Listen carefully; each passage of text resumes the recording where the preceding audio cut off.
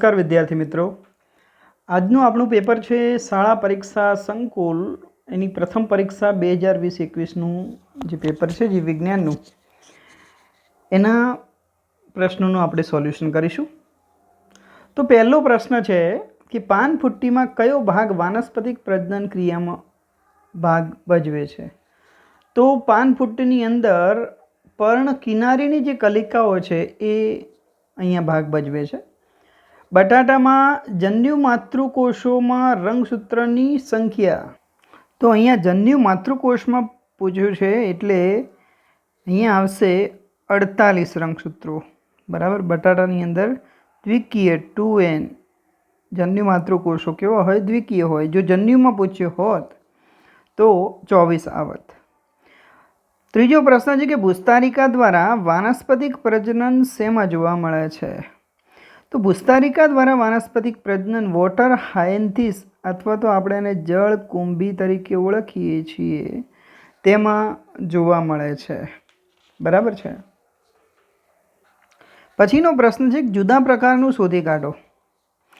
તો અહીંયા પ્રદેહ, ભ્રૂણપૂટ અને બીજાંડ છિદ્ર આ ત્રણ અંડકના ભાગો છે, બરાબર। સ્ત્રી કેસર ચક્ર સાથે સંકળાયેલ રચનાઓ છે, જ્યારે આ પરાગરજ છે એ પુંકેસર સાથે સંકળાયેલ રચના છે, માટે ડી જવાબ આવશે।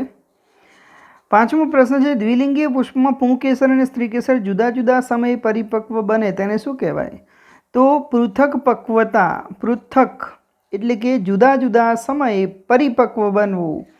પુંકેસર અને સ્ત્રીકેસર જુદા જુદા સમયે પરિપક્વ બને છે એને આપણે પૃથક પક્વતા તરીકે ઓળખીએ છીએ। પછીનો આપણો પ્રશ્ન છે કે 256 પરાગરજનું નિર્માણ કેટલા અર્ધીકરણ કોષ વિભાજન દ્વારા કયા કોષમાંથી થાય છે? હવે તમે જુઓ, એક લઘુ બીજાણુ માતૃકોષ હોય, એક લઘુ બીજાણુ માતૃકોષ એમાંથી કેટલી પરાગરજ બનશે? તો 4 પરાગરજ બને છે, બરાબર। તો એક અર્ધીકરણ થાય એટલે 4 પરાગરજનું નિર્માણ થાય। તો અહીંયા કેટલા અર્ધીકરણ કોષ વિભાજન દ્વારા થશે? તો અહીંયા તમે જુઓ તો આપણી પાસે 256 પરાગરજ છે, એને આપણે 4 વડે ભાગી દઈએ એટલે આપણને જવાબ મળશે 64, બરાબર। એનો મતલબ એવો થાય કે 64 લઘુ બીજાણુ માતૃકોષ, બરાબર। પોલન મધર સેલ એમ પણ કહેવાય, પરાગ માતૃકોષ પણ જેને કહેવાય છે। તો 64 લઘુ બીજાણુ માતૃકોષમાંથી 256 પરાગરજનું નિર્માણ થશે, બરાબર છે। પછીનો ક્વેશ્ચન છે નીચે પૈકી કઈ રચના જોડીમાં હોતી નથી? તો અહીંયા જે પ્રોસ્ટેટ ગ્રંથિ છે, સહાયક ગ્રંથિ, એ એકની જ સંખ્યામાં હોય છે, બાકીના બધા જ એ અધિવૃષણ નલિકા હોય, શુક્રવાહિની હોય, શુક્રપિંડ હોય, એ જોડમાં હોય છે। પછીનો ક્વેશ્ચન છે તેનો સ્ત્રાવ સમાગમ દરમિયાન ઘર્ષણ નિરોધક તરીકે કાર્ય કરે છે? તો બલ્બો યુરેથ્રલ ગ્રંથિ એ શિસ્તના ઊંજણ એટલે કે ઓઇલિંગમાં મદદ કરે છે, એટલે કે ઘર્ષણ નિરોધક તરીકેનું કાર્ય કરે છે એમ કહી શકાય, બરાબર। માટે બી જવાબ આવશે। પછીનો પ્રશ્ન છે કે જો અંડકોષનું ફલન ન થાય તો શેનું વિઘટન પામવાની શરૂઆત થાય છે? તો જો અંડકોષનું વિઘટન નહીં થાય તો કોર્પસ લ્યુટિયમ જે છે એ વિભાજન પામવાની શરૂઆત થશે।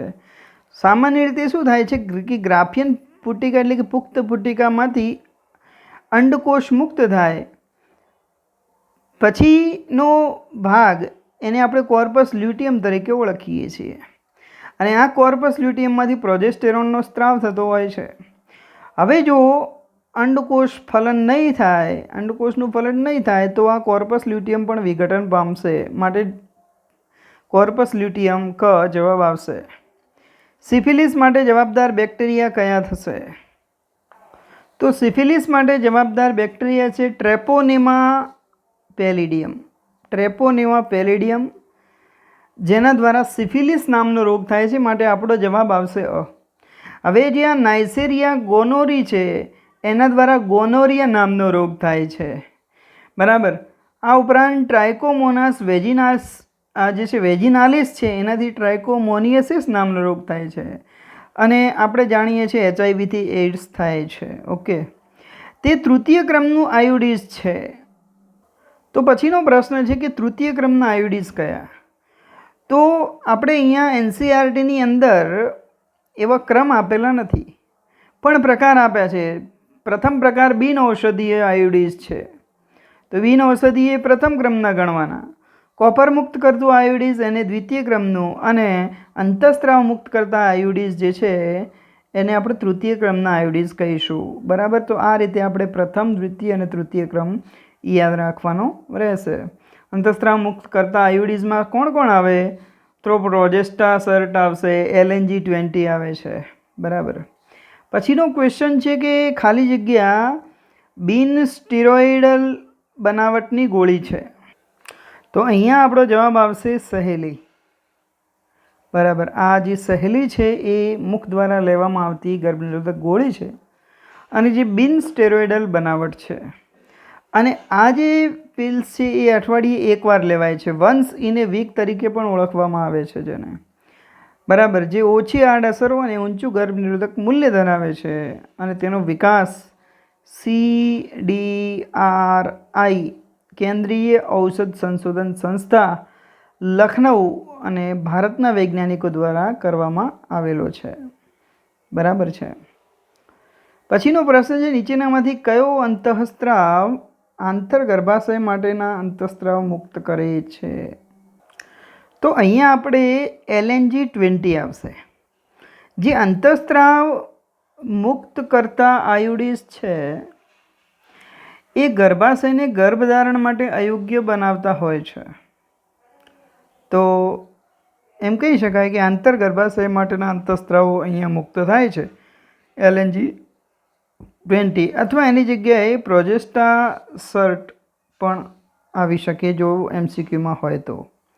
પછીનો પ્રશ્ન છે કે નીચેનામાંથી શેની પરખ વિકાસ પામતા ભ્રૂણની ગર્ભની કસોટી દ્વારા પરખ થઈ શકે નહીં? તો અહીંયા જે કમળો છે એની પરખ નહીં થાય. બાકી ક્લાઇનફેલ્ટર સિન્ડ્રોમ હોય, ડાઉન સિન્ડ્રોમ હોય કે ગર્ભની જાતિ હોય એ નક્કી થઈ શકશે, કેમ કે જે ઉલ્વ જળ છે એની અંદર રંગસૂત્રોની ભાતને આધારે એની ગર્ભની જાતિ નક્કી થઈ શકે છે.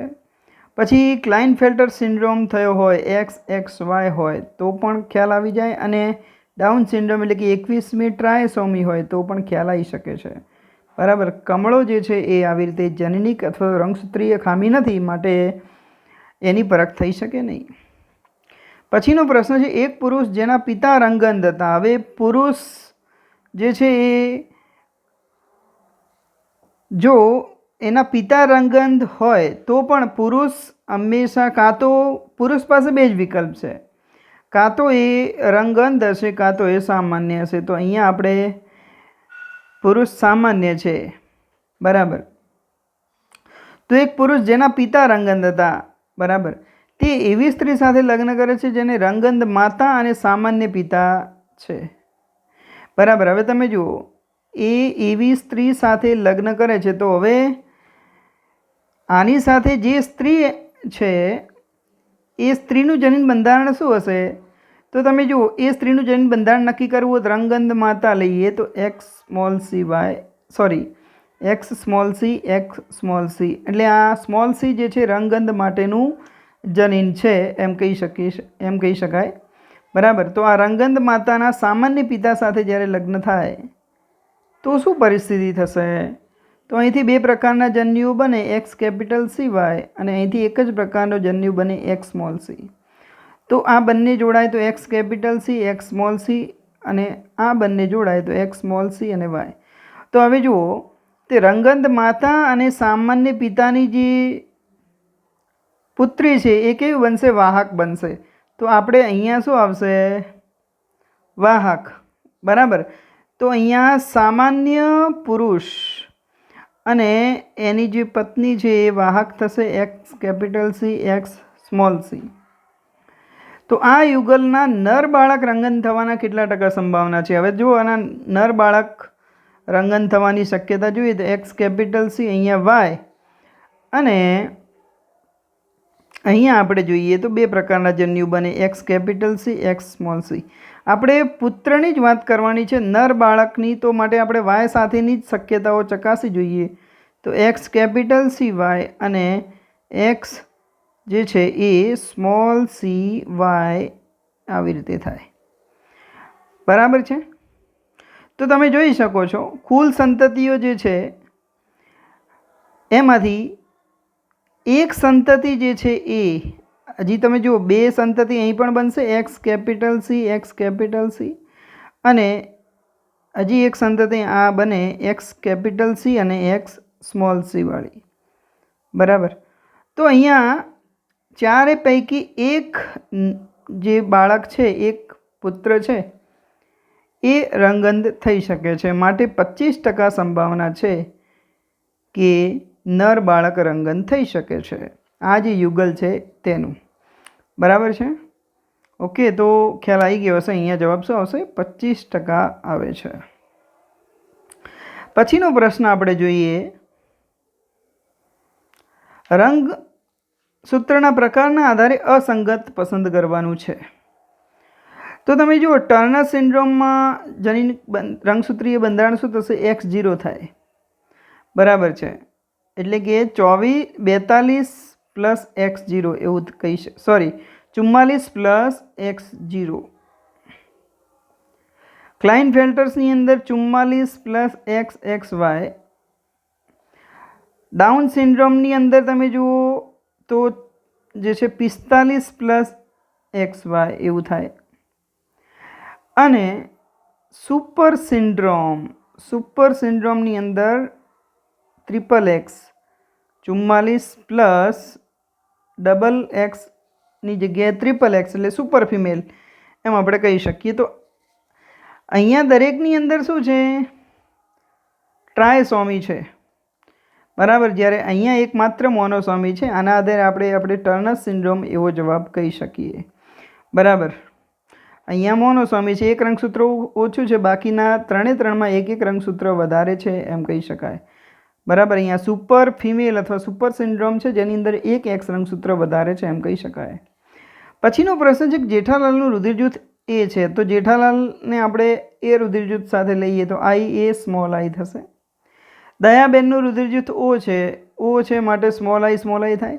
હવે તેમના પુત્ર ટપ્પુનું રુધિર જૂથ કઈ હોઈ શકે? તો તમે જુઓ આમાં બે શક્યતા છે, IA સ્મોલ આઈ. અહીંથી માત્ર એક જ શક્યતા છે, સ્મોલ આઈ. હવે તમે જોશો તો શું પોસિબિલિટી છે? IA સ્મોલ આઈ અને સ્મોલ આઈ એટલે આ A રુધિર જૂથ અને આ O રુધિર જૂથ. એટલે આપણે કહી શકીએ કે અહીંયા A અથવા O રુધિર જૂથ હોઈ શકે. તો આપણને વિકલ્પમાં A અથવા O ક્યાંય આપેલું નથી, પણ A આપેલો છે, તમે જોઈ શકો છો. માટે આપણો જવાબ જે છે B આવશે. બરાબર. તો ફરીથી તમે જુઓ IA સ્મોલ આઈ છે જેઠાલાલ, દયા છે સ્મોલ આઈ. અહીંથી બે પ્રકારના જન્યુ બને, IA અને સ્મોલ આઈ. અહીંથી માત્ર એક જ પ્રકારનો જન્યુ બને. તો IA સ્મોલ આઈ અને સ્મોલ આઈ થાય એટલે A અથવા તો O રુધિર જૂથ બની શકે છે. તો અહીંયા આપણે જોઈએ તો ટપ્પુનું રુધિર જૂથ કયું થશે? A રુધિર જૂથ થાય. બરાબર છે. ભાષાંતરણ એટલે ખાલી જગ્યાનું સંશ્લેષણ. તો આપણે સેન્ટ્રલ ડોગમાં જાણીએ છીએ કે DNA ટુ DNA એટલે કે DNAમાંથી જ DNA બને એ ઘટનાને સ્વયંજનન કહેવાય. DNAમાંથી mRNA બને એને કહેવાય અનુલેખન અથવા તો પ્રત્યાંકન. mRNAમાંથી પ્રોટીન બને એને કહેવાય ભાષાંતર અથવા તો ટ્રાન્સલેશન. તો ભાષાંતર એ શું છે? પ્રોટીનનું સંશ્લેષણ છે એમ કહી શકાય. DNA શૃંખલામાં ન્યુક્લિયોટાઇડ ખાલી જગ્યા દ્વારા જોડાયેલા હોય છે. તો એક ન્યુક્લિયોટાઇડ એ બીજા ન્યુક્લિયોટાઇડ સાથે ફોસ્ફોડાયસ્ટર બંધ દ્વારા જોડાય છે. ન્યુક્લિયોટાઇડ એટલે શું? તો ફરીથી એક પેન્ટોઝ શર્કરા સાથે નાઇટ્રોજન બેઝ જોડાય એને આપણે શું કહેવાય છે? ન્યુક્લિયોસાઇડ. અને આની સાથે જો ફોસ્ફેટ જોડાય તો આ એક ન્યુક્લિયોટાઇડ થશે. આવી રીતે બીજો ન્યુક્લિયોટાઇડ અહીંયા જોડાય. બરાબર છે. એક ન્યુક્લિયોટાઇડનો આ પાંચમો કાર્બન, એક ત્રીજો કાર્બન, આ બંને જે બંધ દ્વારા જોડાય છે એ છે ફોસ્ફોડાયસ્ટર બંધ. તો એક ન્યુક્લિયોટાઇડ બીજા ન્યુક્લિયોટાઇડ સાથે ફોસ્ફોડાયસ્ટર બંધ દ્વારા જોડાય છે. બરાબર. પછીનો પ્રશ્ન છે કે નીચેનામાંથી કયો અર્થહીન સંકેત છે? તો 3 અર્થહીન સંકેત આપણે યાદ રાખવાના છે, UAA, UAG અને UGA. બરાબર, તો આમાંથી જોઈ લો કયો છે, UGA આપણી પાસે છે. પછીનો પ્રશ્ન છે ડીએનએના ખંડોનું શેની મદદથી અલગીકરણ કરી શકાય છે? તો ઇલેક્ટ્રોફોરેસિસ, જેલ ઇલેક્ટ્રોફોરેસિસની મદદથી આપણે ડીએનએ ખંડોનું અલગીકરણ કરી શકીએ છીએ. આનુવંશિક દ્રવ્ય તરીકે ડીએનએ છે તેવું સાબિત કરનાર વૈજ્ઞાનિક કયો હતો? તો એવું સાબિત કરનાર વૈજ્ઞાનિક હર્શી અને ચેઝ છે. બરાબર, હર્શી અને ચેઝે ડીએનએ જ આનુવંશિક દ્રવ્ય છે એવું સાબિત કર્યું છે. કયા રોગમાં મચ્છર દ્વારા ફેલાતા રોગકારક સજીવો લસિકા વાહિનીમાં સોજો પ્રેરે છે? તો એલિફન્ટાસિસ અથવા તો હાથી પગાની અંદર જે છે આવું થતું જોવા મળે છે. લસિકા વાહિનીમાં સોજો થાય છે અને પગ હાથી જેવો થઈ જાય છે. હિપેટાઇટિસ બીની રસી શેમાંથી બનાવવામાં આવે છે? તો હિપેટાઇટિસ બીની જે રસી છે એ યીસ્ટમાંથી બનાવવામાં આવતી હોય છે. પછીનો પ્રશ્ન નીચેનામાંથી કયું દ્વિતીય લસિકા અંગ છે? તો અસ્થિમજ્જા અને થાઇમસ એ પ્રાથમિક લસિકા અંગ છે, જ્યારે બરોળ એ દ્વિતીયક લસિકા અંગ છે. અને જે ઇરિથ્રોસાઇટને આપણે RBC પણ કહીએ છીએ, એનું મોટું સંગ્રહ સ્થાન તરીકે પણ આપણે એને ઓળખીએ છીએ. બરાબર છે. પછીનો આપણે ક્વેશ્ચન લઈએ કે નીચેનામાંથી કયા વિષને કારણે વધુ તાવ આવે છે? તો અહીંયા જે હિમોજાઇન છે એ હિમોજાઇનને કારણે એવું થતું હોય છે. ઠંડી સાથે એકદમ તાવ પ્રેરાય છે. સ્ટેટિન્સનું ઉત્પાદન કયા બેક્ટેરિયા દ્વારા થાય છે? તો મોનોસ્કસ પુર્પુરિયસ નામના બેક્ટેરિયા દ્વારા સ્ટેટિન્સનું ઉત્પાદન થાય છે. અને સ્ટેટિન્સ એ રુધિરમાં કોલેસ્ટેરોલનું પ્રમાણ ઘટાડે છે. ઇથેનોલ કઈ જાતિમાંથી મેળવવામાં આવે છે? તો સેકેરોમાઇસિસ યીસ્ટમાંથી મેળવવામાં આવે છે. સેકેરોમાઇસિસ સેરેવિસી યીસ્ટમાંથી મેળવવામાં આવે છે. કયા સૂક્ષ્મજીવ સાઇટ્રિક એસિડનું ઉત્પાદન થાય છે? તો એસ્પરજીલસ નાઇઝર દ્વારા સાઇટ્રિક એસિડનું ઉત્પાદન થાય છે. માઇકોરાઇઝા કયા તત્વનું શોષણ કરે છે? તો માઇકોરાઇઝા એ ફોસ્ફરસનું શોષણ કરે છે. બરાબર, એ સહજીવી તરીકે ભૂમિમાંથી ફોસ્ફરસનું શોષણ કરે છે. બરાબર. પછીનો પ્રશ્ન આપણી પાસે છે,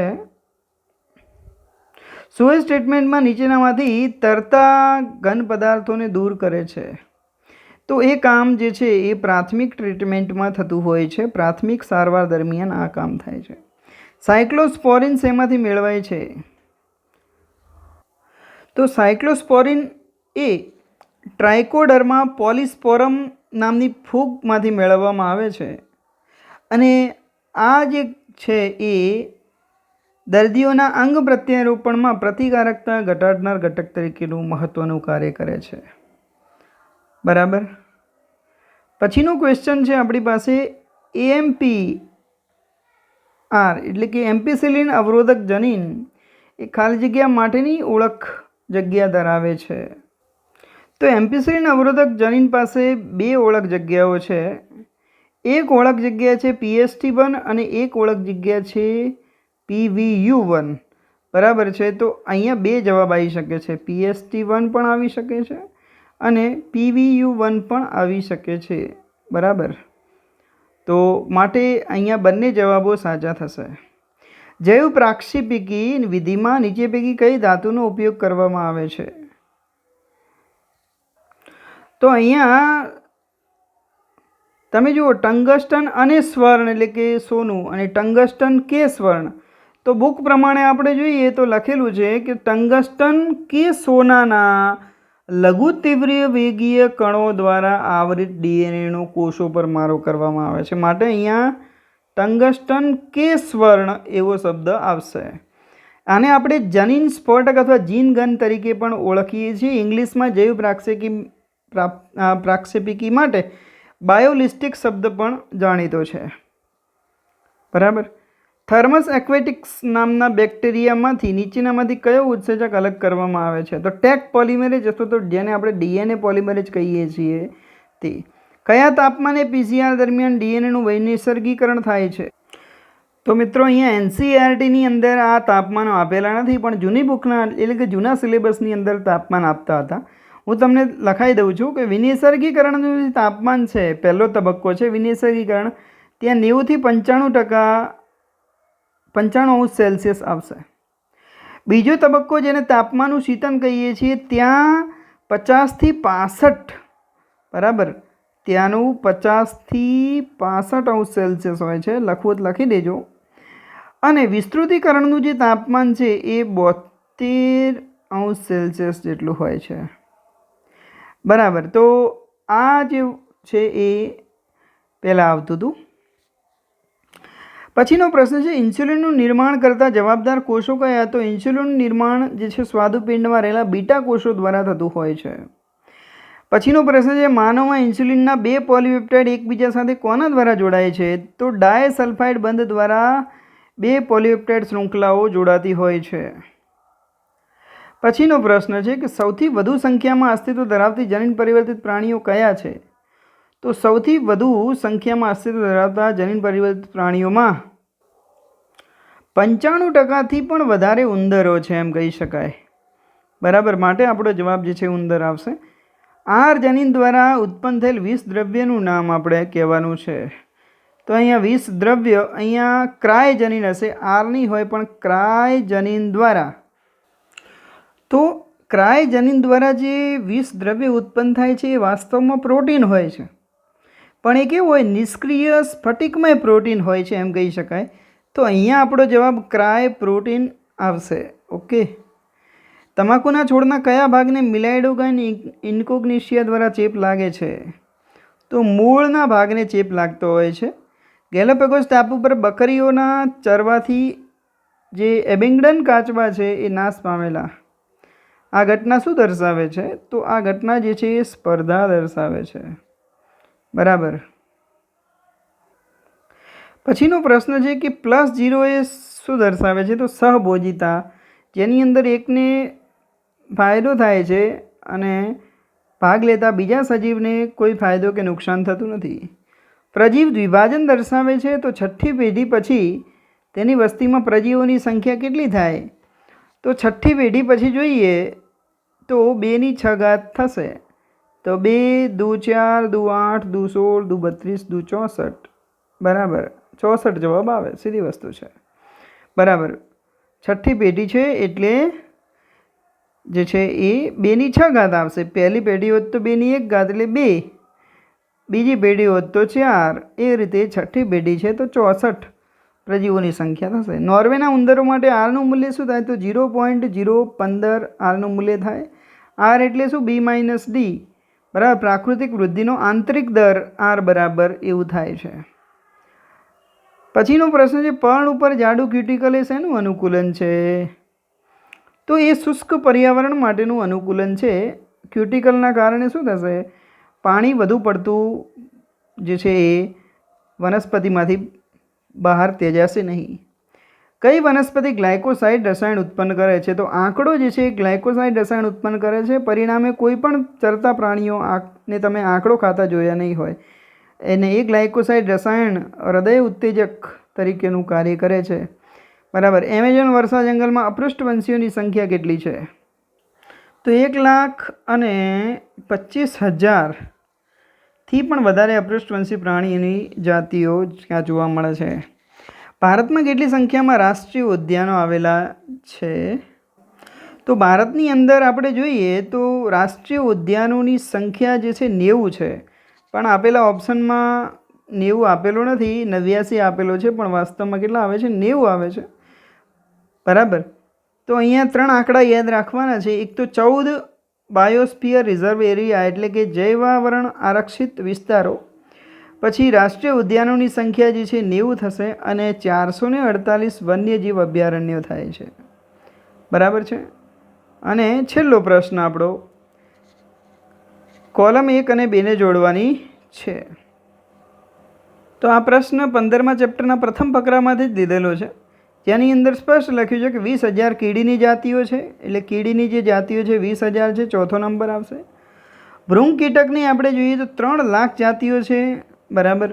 માછલીની વાત કરીએ તો જે છે એ 28,000 માછલીની જાતિઓ છે અને કેરીની 1,000 જાતિ જોવા મળે છે, બરાબર. માટે 4, 3, 1 અને 2 જે હશે એ આપણો જવાબ હશે. 4, 3, 1 અને 2 માટે આપણો જવાબ આવશે એ. તો આજનું આપણું પેપર અહીંયા પૂરું થાય છે. મળીશું નેક્સ્ટ વિડીયો લેક્ચરમાં. આવજો મિત્રો.